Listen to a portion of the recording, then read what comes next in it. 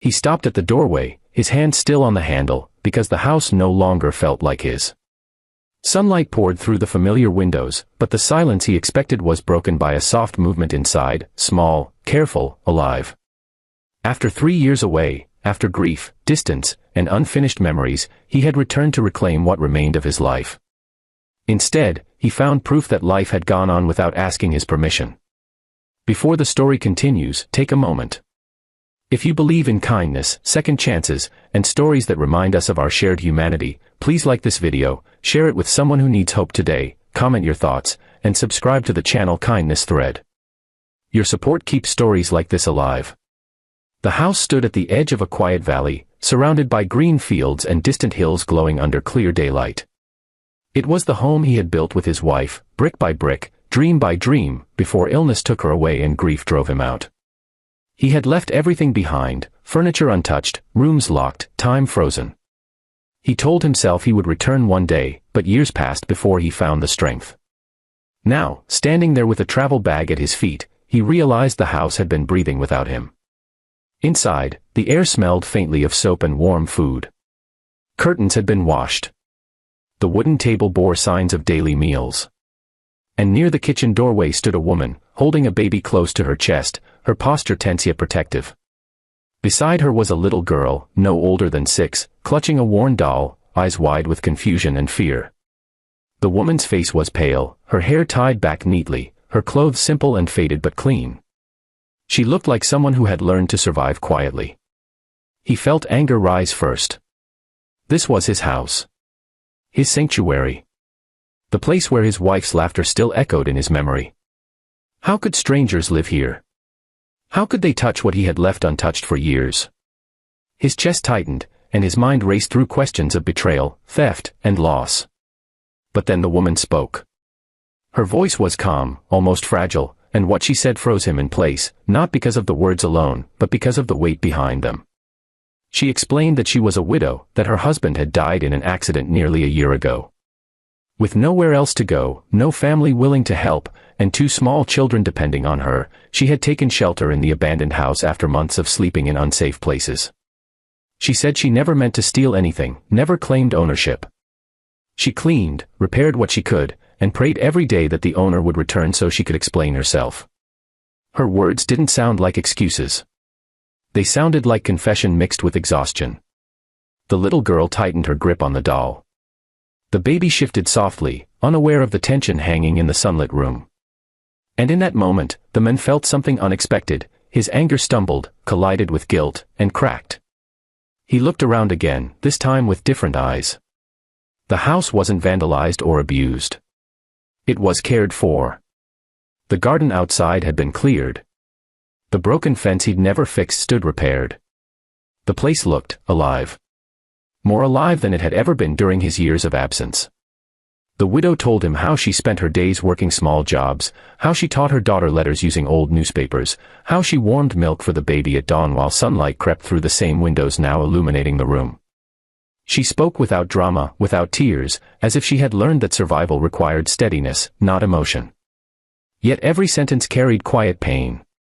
He remembered his own nights of loss, sitting alone in rented rooms, avoiding memories because they hurt too much. He remembered how empty this house had felt after his wife died, how every corner accused him of what he had lost. He had run away because the silence was unbearable. And now, standing there, he realized this woman had walked straight into silence because she had no choice. The days that followed were awkward and careful.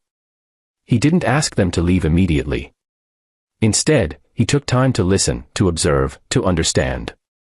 In daylight, the house felt different with children's footsteps echoing through it. Laughter, soft, hesitant at first, returned to rooms long dormant. The little girl began greeting him shyly each morning. The baby smiled without knowing why. Slowly, his grief began to loosen its grip. He helped fix the roof properly, replaced broken boards, and cooked meals he hadn't cooked in years. The widow, in return, treated the house with deep respect, as if honoring not just the walls but the memories within them. She never crossed invisible boundaries, never tried to claim more than shelter and safety. Challenges remained. He struggled with resentment some nights, lying awake, haunted by the thought that someone else had lived in his memories.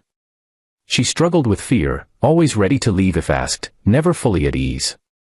Yet each sunrise softened those edges. Day by day, trust replaced tension. The turning point came one afternoon when he found the little girl sitting near an old photograph of his wife. Instead of fear, there was curiosity in her eyes. She said the woman in the picture looked kind. That single sentence broke something open inside him.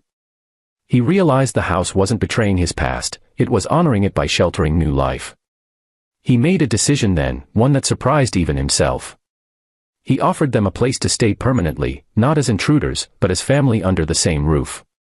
The widow tried to refuse at first, pride battling gratitude, but eventually she accepted with quiet tears. Not tears of weakness, but of relief. From that day, the house truly became a home again. Not the same as before, but fuller. Different. Stronger. Daylight filled the rooms with warmth, children's voices filled the air, and for the first time in years, the man felt rooted instead of lost. His grief didn't vanish, but it transformed, no longer a weight pulling him down, but a reminder of how much love could still exist. If this story has touched your heart even a little, please take a moment now. Like this video, share it with someone who believes in compassion, and let us know your thoughts in the comments. Your engagement means more than you know. Before the ending, we have a special request. Please comment one word that describes how this story made you feel. Your words help build a community of empathy and kindness. In the end, he didn't just find a widow and 2 children living in his house. He found healing where he expected anger. He found purpose where he thought there was only loss. And under the clear daylight sky, in a home once frozen in grief, 4 lives slowly stitched themselves into one shared future, proving that sometimes, the greatest returns are not to places, but to the human heart.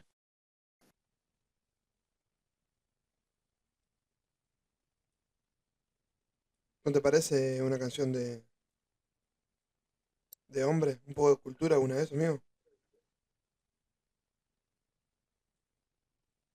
Deja de hacer tantas pelotudeces. Bueno, Juan ya suele conseguirnos un laburo, ¿no?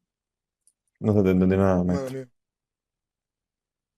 Seguro dijo que Ya eras un suele mogol. conseguir un laburito, Juan, ¿no? ¿Cómo? Ya suele conseguir un laburito, ¿no, Juan? Sí. Mira quién lo dice.